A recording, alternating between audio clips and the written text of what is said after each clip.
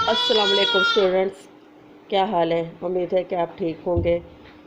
आज हम अपना लेक्चर स्टार्ट करने लगे हैं। चैप्टर नंबर 1 का टॉपिक नंबर इब्न खल्दून। इससे पहले हम लोगों ने इमाम गज़ाली रहमतुल्लाह अलैह के बारे में पढ़ा था। आज हम इब्न खल्दून के बारे में पढ़ेंगे। सबसे हम पहले देखते हैं कि इब्न खल्दून का तारुफ देखते हैं कि सबसे पहले कि इब्न खल्दून कौन थे, क्या थे, उनके हालात ज़िंदगी क्या थी, उसके बारे में हम देखते हैं। इब्न खल्दून के बारे में मैं ये बताती चली जाऊँ कि जिस तरह इमाम गज़ाली रहमतुल्लाह अलैह एक मुफक्कर, अजीम, नामूर शख्सियत और पर्सनैलिटी और माहिरीन तालीम थे, इसी तरह इब्न खल्दून भी अपने दौर के एक बेहतरीन माहिरीन तालीम थे। इब्न खल्दून के मुख्तसर हालात ज़िंदगी के बारे में हम पहले देखते हैं, थोड़ा सा तारुफ देख लेते हैं। अल्लामा इब्न खल्दून 1332 को ट्वेंस में पैदा हुए। असल नाम वलीउद्दीन अब्दुर्रहमान था। आपके वालिद बहुत बड़े आलम थे। तालीम का आगाज़ हिफ्ज़ कुरान से किया। आपने तालीम का आगाज़ किससे किया? हिफ्ज़ुल कुरान से किया। इब्तदाई तालीम अपने वालिद से हासिल की। वालिद से इब्तदाई तालीम के हसूल के बाद ट्वेंस के उलमा से इल्मी इस्तिफ़ादा हासिल किया और इल्मी मैदान में बड़ा नाम पैदा किया। नात, शेर व शायरी, फ़िक़्ह, हदीस आपके पसंदीदा अलूम थे। आपने रोज़गार के लिए ट्वेंस के अमीर के दरबार में कातब की हैसियत से काम भी किया। ठीक है, कातब कहते हैं जो लिखने वाला होता है, तहरीर लिखने वाला। आप मुख्तलिफ़ औक़ात में वज़ारत के ओहदे पर भी फ़ाइज़ रहे। जामिल अज़हरा में फ़िक़्ह के उस्ताद भी रहे। आपको तसनीफ़ व तालीफ़ में भी दिलचस्पी थी। मुक़दमा इब्न खल्दून, तारीख़ इमरानियात, इल्मुल मंतिक़ और इल्म रियाज़ी आपकी काबिल कदर तसनीफ़ हैं। आपकी किताब मुक़दमा इब्न खल्दून इसकी असल वजह शोहरत बनी। आपने आखिरी दिन काहिरा में गुजारे और 1406 में आपका इंतकाल हुआ। मतलब ये कि आपने अपनी सारी ज़िंदगी जो है वो तालीम व तदरीस में गुजार दी। ठीक है, आपने अपना ज़्यादातर आपका जो रुझान था वो मज़हब की तरफ था। उसके अलावा आपने बहुत सारी किताबें भी तहरीर की, जिनमें सबसे अहम किताब है मुक़दमा इब्न खल्दून, आपकी सबसे बड़ी तसनीफ़। उसके बाद है तारीख़ इमरानियात, इल्म मंतिक़ और इल्म रियाज़ी। ठीक है, अब हम देखते हैं इब्न खल्दून के तालीमी तसव्वुरात। जैसे कि मैंने पहले भी बताया था कि इमाम गज़ाली के रहमतुल्लाह अलैह को जब हम लेक्चर ले रहे थे कि हम जब भी किसी शख्सियत या पर्सनैलिटी के बारे में जानते हैं तो पहले हम ये देखते हैं उसका फैमिली बैकग्राउंड क्या है, उसका पस मंज़र क्या है, उसकी हिस्ट्री क्या है। और जब हम हिस्ट्री मालूम करते हैं तो हम सबसे पहले उसकी ये चीज़ देखते हैं कि वो उसके कॉन्सेप्ट्स क्या हैं, उसकी थिंकिंग क्या है, उसके तसव्वुरात क्या हैं, उसके अपने व्यूज़ क्या हैं। इन चीज़ों को देखने के लिए देखते हैं कि इब्न खल्दून के तालीमी तसव्वुरात क्या हैं। ठीक है, आपने अपनी किताब मुक़दमा इब्न खल्दून जो अपनी मिसाल आप हैं, आपने इसमें तारीख़, फ़लसफ़ा, सियासियात, मुआशियात, अमरानियात, अरबी, इल्म व तहज़ीब वगैरह जैसे मौज़ूआत पर बहस की। तालीम व ताल्लुम इस मुक़दमे का एक अहम मौज़ू है। इसमें उन्होंने तालीम के मुख्तलिफ़ पहलुओं पर रोशनी डाली। इनके अफ़कार के मुताले से जो पहलू सामने आते हैं हम इनका मुख्तसर सा जायज़ा लेते हैं। यानी कि हम ये देखते हैं कि तालीमी तसव्वुरात में इब्न खल्दून की जो किताब है मुक़दमा इब्न खल्दून, उसमें से उनके तालीमी तसव्वुरात निकाले गए हैं। हम सबसे पहले उसका जायज़ा लेते हैं। नंबर 1 पे उन्होंने जो सबसे अहम चीज़ जो आज के दौर की भी ज़रूरत है, जिसको समझना, जिसको देखना, जिसके बारे में सोचना, आज हमारा एक ड्रीम रह गया है, आज हमारा एक ख्वाब रह गया है। क्योंकि हम लोग दुनियावी चीज़ों में इतना खो चुके हैं कि वो कहते हैं ना कि हर चमकने वाली चीज़ सोना नहीं होती। हमें अट्रैक्ट करती हैं दूसरों की चीज़ें। हम ये सोचते हैं हमें ये क्यों नहीं मिला, हमें क्यों नहीं मिला, हम ऐसा क्यों नहीं, हम ऐसे क्यों नहीं हैं, हमारे पास ये सब क्यों नहीं है। मतलब कि हम बहुत मटेरियलिस्ट हो चुके हैं, मादा परस्त हो चुके हैं, मादियत की तरफ हमारा रुझान ज़्यादा बढ़ चुका है और हमें इस चीज़ का एहसास ही नहीं रहा कि हम हकीकत से, रियल चीज़ों से कितना दूर चले गए हैं।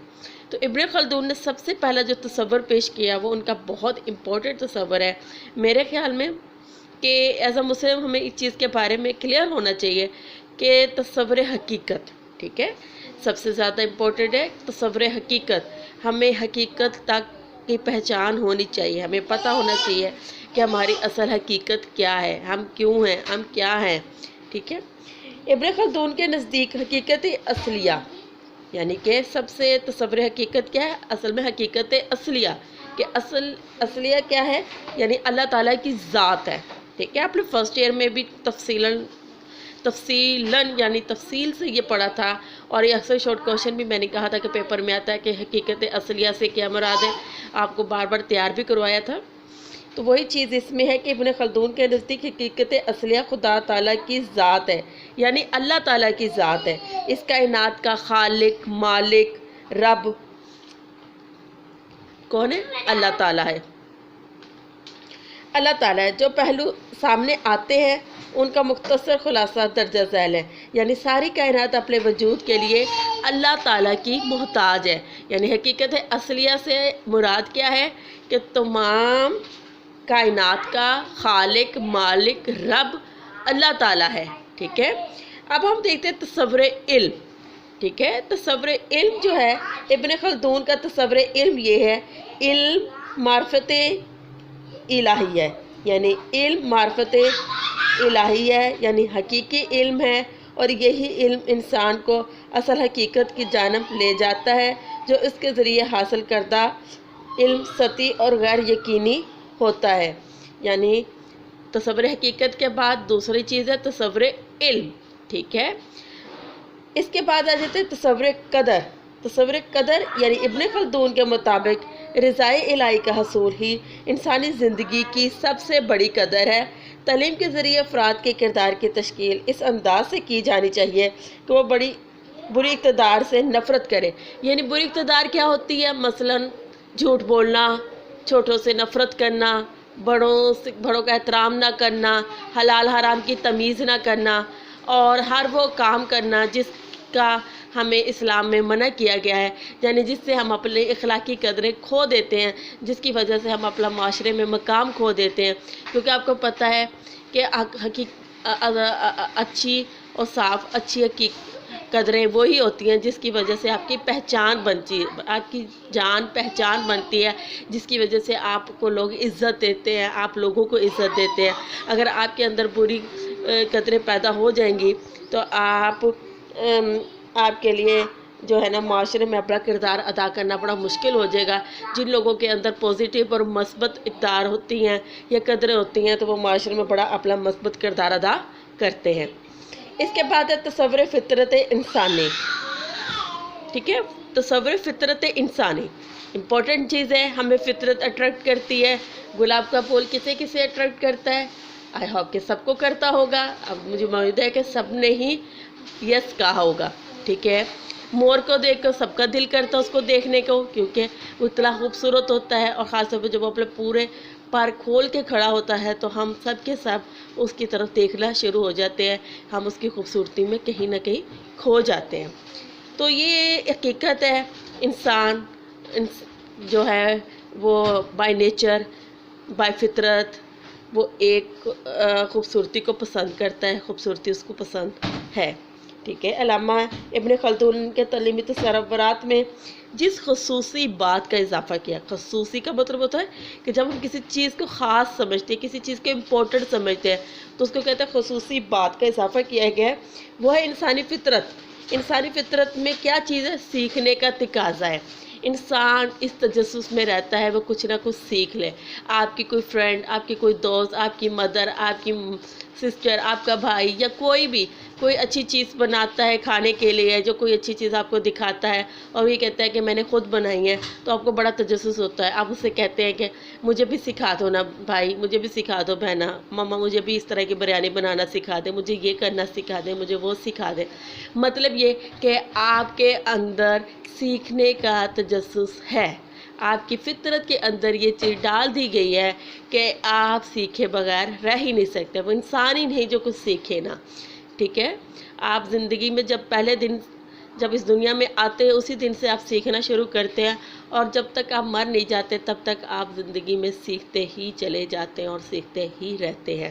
تو ابن خلدون نے جس چیز پر خصوصی توجہ دی ہے، یا جس چیز کو سب سے زیادہ واضح کیا ہے، جس چیز پہ سب سے زیادہ زور دیا ہے، وہ انسانی فطرت کے سیکھنے کا تقاضا ہے، یعنی کہ انسان سیکھنے پر مجبور ہے، انسان سیکھے بغیر رہ نہیں سکتا۔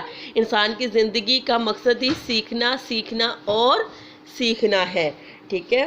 جیسے کہ قائد اعظم رحمۃ اللہ علیہ کا فرمان ہے، کام کام کام اور کام۔ اسی طرح ابن خلدون نے بھی اس چیز پہ خصوصی زور دیا ہے کہ انسانی فطرت کا سیکھنے کا تقاضا ہے۔ ابن خلدون کا کہنا ہے کہ انسان سیکھنے پر مجبور ہے، سیکھنا اس کا فطری اور جبلی تقاضا ہے۔ مطلب یہ کہ انسان سیکھنے پر مجبور ہے اور سیکھنا اس کا فطری اور جبری تقاضا ہے، اس کے بغیر انسان نہیں ہے، ٹھیک ہے؟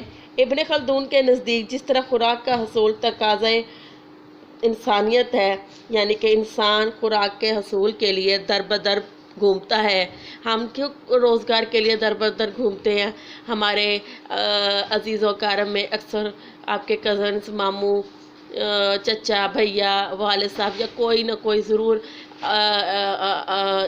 ابروڈ میں ہوں گے اور باہر کے ملک میں روزگار کما رہے ہوں گے، صرف اس لیے کہ تاکہ وہاں سے پیسے کما کے، روزگار کما کے بھیج سکے اور اپنے گھر والوں کو بہتر معیار زندگی فراہم کر سکے، اور ان کی خوراک کے لیے، ان کے کھانے پینے کے لیے، ان کی رہائش کے لیے، ان کی بندوبست کے لیے وہ باہر رہتے ہیں۔ مطلب یہی کہ خوراک کے حصول کے لیے ہم کہیں نہ کہیں ضرور جاتے ہیں، اور یہ فطرت، انسانی فطرت کا تقاضے ہیں کہ اگر اسے ایک جگہ سے رزق نہیں مل رہا ہوتا تو وہ کوشش کرتا ہے کہ شاید میں کسی اور شہر میں چلے جاؤں، شاید میں کسی اور ملک میں چلے جاؤں تو شاید میرے کو نصیب کھل جائے، میری قسمت کا ستارہ جاگ جائے اور میرے روزگار مجھے مل جائے۔ تو انسان کی فطرت میں موجود سیکھنے کی صلاحیت ہی تعلیم کی بنیاد ہے۔ اس بات پہ میں زور دے رہی ہوں، اس فکرے کو آپ بار بار سنیں گے کہ انسان کی فطرت میں موجود سیکھنے کی صلاحیت ہی تعلیم کی بنیاد ہے۔ سیکھنا انسانی سرشت ہے اور انسانی سرشت سے دور کرنا ناممکن ہے۔ ابن خلدون تعلیم میں غور و فکر کی اہمیت پر بہت زور دیتے ہیں۔ جتنا زیادہ ہم غور و فکر کریں گے اتنا زیادہ ہمیں سیکھنے کے مواقع ملیں گے، ٹھیک ہے؟ مگر اس کے لیے پیغمبروں کی تعلیمات پر ایمان لانا بہت ضروری قرار دیا گیا ہے۔ ابن خلدون کے تعلیمی نظریات کو درجہ ذیل نکات کے ذریعے جان سکتے ہیں۔ ان میں سب سے پہلے نکات ہے وہ ہے مقاصد تعلیم، ٹھیک ہے؟ آج ہم یہ دیکھتے ہیں کہ ابن خلدون کے نزدیک مقاصد تعلیم کیا ہے۔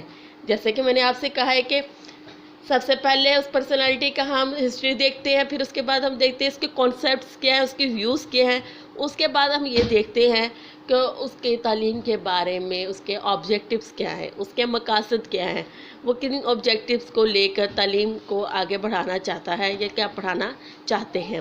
تو سب سے پہلے ہم یہ دیکھتے ہیں کہ ایجوکیشنل آبجیکٹیوز یعنی مقاصد تعلیم۔ ابن خلدون نے نہ صرف ایک ماہر تعلیم تھے بلکہ وہ ماہر عمرانیات بھی تھے۔ ان کے عمرانی تصورات تعلیم کے مقاصد کو متعین کرنے میں معاونت کرتے ہیں۔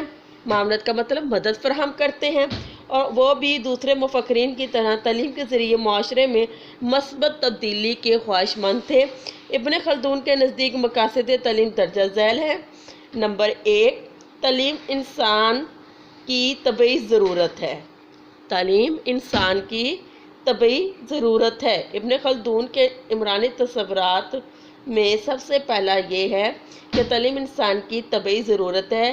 یہ ابن خلدون کا بڑا ہی نادر اور جدید تصور ہے کہ تعلیم انسان کی ایک ایسی ہی طبعی ضرورت ہے جیسے حفاظت نفس، یعنی نفس کی حفاظت، خوراک، لباس وغیرہ، ٹھیک ہے؟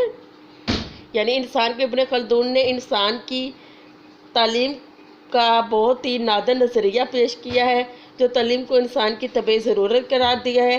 جس طرح خوراک، لباس وغیرہ انسان کی طبعی ضرورت ہے، بالکل اسی طرح تعلیم انسان کی فطری اور طبعی ضرورت ہے جس کے بغیر انسان کے فطری تقاضوں کی تکمیل نہیں ہوتی۔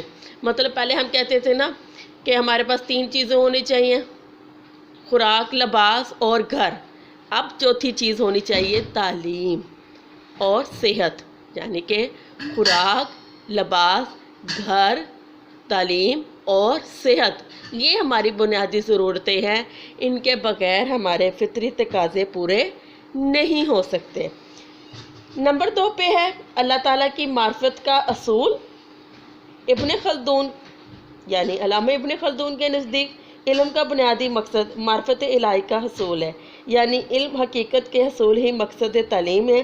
تعلیم معرفت الہی کے حصول میں معاون ثابت ہوتی ہے۔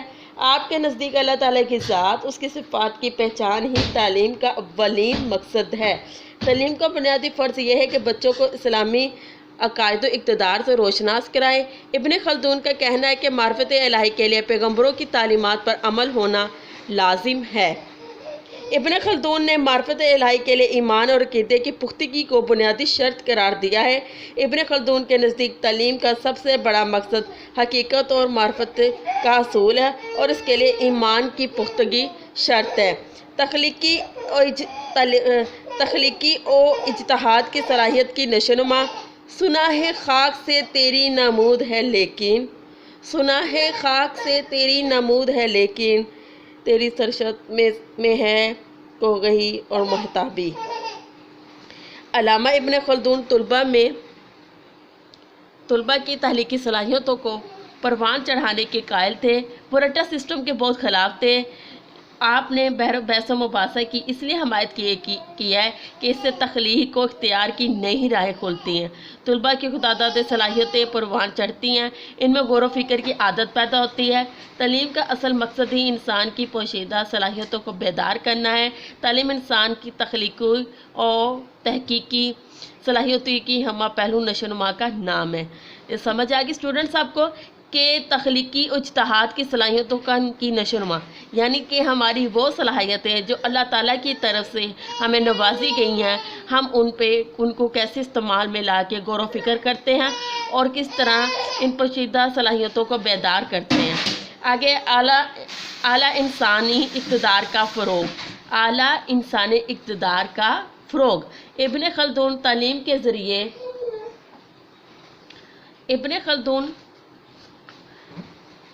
کے ذریعے انسان میں اعلیٰ اقتدار، مثلاً اخوت، اثار، مساوات، سچائی، ایفائے عہد، دیانتداری جیسی صفات پیدا کرنا چاہتے ہیں۔ ان کے خیال میں یہی اقتدار معاشرے کے استحکام اور فرد کی بہترین تعلیم و تربیت کے لیے لازم ہے۔ ان اقتدار کے فروغ سے انسان انسانیت کے درجے پر فائز رہتا ہے۔ ابن خلدون کے نزدیک انسانی عزت نفس کے منافی کوئی عمل سرزد نہیں ہونا چاہیے، کیونکہ اس سے انسان شرف انسانیت کے درجے سے گر جاتا ہے اور اس میں اخلاق رذیلہ پیدا ہوتے ہیں، یعنی اخلاق رذیلہ سے مراد برے اخلاق پیدا ہو جاتے ہیں۔ نمبر 5 پہ سزا کا نظریہ۔ ابن خلدون انسان کو بہت معزز قرار دیتے ہیں۔ وہ کسی بھی صورت میں انسان کی تذلیل کے قائل نہیں ہیں۔ سزا کے خوف سے طلبہ میں اخلاق رذیلہ پیدا ہوتے ہیں اور وہ یہاں بہانہ سازی اور جھوٹ وغیرہ کا سہارا لے کر سزا سے بچنے کی بھرپور کوشش کرتے ہیں۔ ابن خلدون چاہتے ہیں کہ سزا نہ دی جائے بلکہ انسان کی قدر کی جائے اور تعلیم کے ذریعے انسان میں خود اعتمادی، غیرت، شجاعت، بہادری جیسی صلاحیتوں کو پروان چڑھایا جائے۔ مطلب یہ کہ ابن خلدون سزا کے سخت خلاف ہے، اور میرا بھی خیال ہے کہ سزا جو ہے وہ انسان کو منفی سوچ کی طرف لے جاتی ہے، اس کے اندر اس کی پوزیٹیو صلاحیتوں کو ختم کر دیتی ہے۔ تو آپ کو کوشش کرنا چاہیے کہ آپ ایسے کوئی کام نہ کریں جس کی وجہ سے آپ کو سزا دی جائے، بلکہ آپ کو خود ہی اپنی عزت کرنی چاہیے۔ کہتے ہیں نا، عزت دو اور عزت لو، جیسا کرو گے ویسا بھرو گے۔ تو لہٰذا ہر انسان کی عزت اس کے اپنے ہاتھ میں ہوتی ہے۔ اسے چاہیے کہ وہ ایسا کوئی کام نہ کرے جس سے اسے شرمندگی کا سامنا کرنا پڑے۔ اگر کوئی ایسی بات یا کوئی ایسی چیز آپ سے جانے انجانے میں ہو جاتی ہے تو اگلے انسان کو بھی چاہیے کہ وہ معاف کرنے کی روش اختیار کرے، کیونکہ اللہ تعالیٰ بھی بڑا غفور و رحیم ہے اور سزا دینے والی ذات صرف اللہ تعالیٰ ہے، وہی جزا اور سزا کا مالک ہے۔ نیکسٹ پوائنٹ ہے غور و فکر کی صلاحیت کی نمو۔ ظاہری بات ہے، انسان ہو اور وہ سوچے نہ، انسان ہو وہ غور نہ کرے، انسان ہو اور وہ کچھ کر کے نہ دکھائے، تو وہ انسان اور حیوان میں فرق ہی کیا رہ جاتا ہے۔ ابن خلدون طلبہ میں تعلیم کے ذریعے غور و فکر کی صلاحیت کی نشوونما چاہتے ہیں۔ ان کے خیال میں علم کی نشوونما بھی اسی صلاحیت کی نشوونما سے ممکن ہے کہ انسان اپنی اس صلاحیت کی وجہ سے حیوانوں سے اشرف المخلوقات ہے۔ غور و فکر کی بدولت ہی انسانی معاشرہ ترقی کے منازل طے کر سکتا ہے، اور اسی صلاحیت کی بنا پر انسان نے عمرانی زندگی کا آغاز کیا۔ ابن خلدون کے مطابق سوچ و بچار، غور و فکر کی صلاحیت کی نشوونما کرنا تعلیم کا اہم مقصد ہے۔ غور و فکر کی صلاحیت کی نشوونما آپ کو سمجھ آ چکی ہے کہ ایز اے اسٹوڈنٹس ہوتے ہوئے، ایز اے انسان ہوتے ہوئے آپ کو چاہیے کہ آپ چیزوں پہ غور و فکر کریں، سوچیں سمجھیں۔ یہ نہیں ہے کہ آپ بالکل اپنے دماغ خالی کر لیں، بالکل اس کو باڑ خانے کی طرح، کہ اس میں آپ کو اپنی مطلوبہ چیزوں کو ڈھونڈنا ہی مشکل ہو جائے۔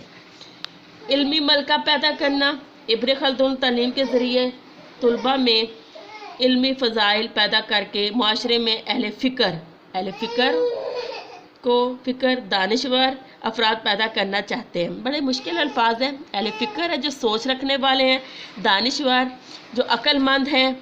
ان کے خیال میں ایسے افراد معاشرتی ترقی کے لیے گرا قدر خدمات سر انجام دے سکتے ہیں۔ اس سے علم و ہنر کے نئے راستے ہموار ہوتے ہیں۔ اہل فکر و دانشور زیادہ تر استاد یا معلم ہی ہوتے ہیں، یا تصانیف لکھنے والے ہوتے ہیں، کتابیں لکھنے والے ہوتے ہیں۔ یہ وہ لوگ ہوتے ہیں جو معاشرے کے لیے اپنا اہم کردار ادا کرتے ہیں، جس کی وجہ سے مزید جو ہے معاشرے میں زندگی گزارنے کے آسان طریقے اور بہترین طریقے ملتے ہیں۔ اس کے بعد ہے عمرانی زندگی کے تقاضوں کا اہل بنانا۔ عمرانی زندگی کے تقاضوں کا اہل بنانا، ابن خلدون کے نزدیک تعلیم کا ایک بڑا مقصد انسان کو عمرانی زندگی کے تقاضوں کے قابل بنانا ہے۔ مفکرین انسان کو معاشرتی حیوان قرار دیتے ہیں۔ تعلیم ہی اس معاشرتی حیوان کو انسان بناتی ہے۔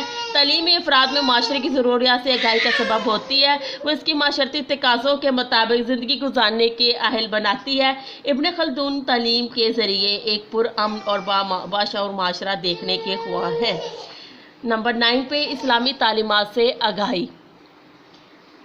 ابن خلدون کے نزدیک تعلیم کا فرض ہے کہ وہ طلباء کو اسلامی تعلیمات، عقائد، اقتدار و روایات، اصول و ضوابط سے مکمل آگاہ کر کے ان کے کردار کو اسلامی رنگ میں رنگ سکے۔ ٹھیک ہے، یعنی جب تک ہمارے اندر اسلامی تعلیمات نہیں ہوں گی، ہمارا رہن سہن، ہمارا اٹھنا بیٹھنا، ہمارا کھانا پینا، ہمارا چلنا پھرنا، ہمارا بولنا، ہمارا ہنسنا، ہمارا سب کچھ جب تک اسلامی تعلیمات کے اندر نہیں ہوگا، ہم ایک بہترین اور مہذب اور اسلامی معاشرہ قائم نہیں کر سکتے۔ اسلامی تعلیم اور اخلاقی اقتدار کے زیور سے آراستہ طلباء ہی اسلامی معاشرے کی تشکیل میں معاون ثابت ہو سکتے ہیں۔ تعلیم وہ واحد ذریعہ جس کے تحت اسلامی تعلیمات کو طلباء کے کردار کا حصہ بنایا جا سکتا ہے۔ اسٹوڈنٹس آپ کو کلیئر ہو گیا کہ مقاصد تعلیم میں سب سے اہم مقصد جو ہے اسلامی تعلیمات سے آگاہی ہے۔ اس کے بعد ہے دنیاوی اور آخروی کامیابی۔ ٹھیک ہے، جیسا ہم کریں گے ویسا ہم بڑھیں گے۔ جزا سزا کا مالک اللہ تعالیٰ ہے۔